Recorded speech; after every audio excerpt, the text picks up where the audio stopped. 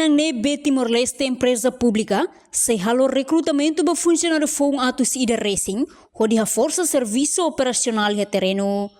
Presidente e Comissão Executivo BTLEP, Gustavo da Cruz ratou informação e a cerimônia lançamento do código conduta no entrega carreta a motoxanul racing ba serviço operacional e edifício central BTLEP cai colidile quinta-feira informa dadang BTLEP e a funcionário hamoto katus tolu nenulu racing mas be recurso ba serviço operacional bemos no saneamento e a município sira sem menos.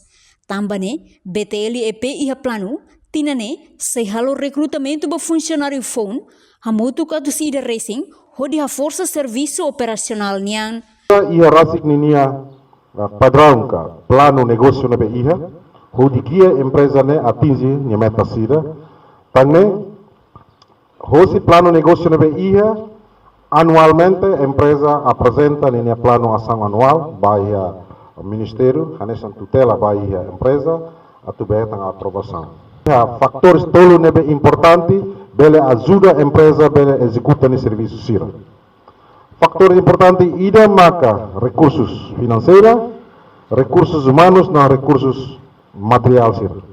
Buat tolo ne sai força ida bahia empresa para tu executa ni serviço. Orçamento, recursos financeiros, ou em sua excelência ministro aprovona para ita bele executa e atina indania. Recursos humanos, e a funcionários, cerca de 369 pessoas agora existem, e a tina ainda se esforço para o recrutamento cento e tal funcionários para a força operacional. Reportagem de Fifanya de Carvalho, Televisão Timor-Post.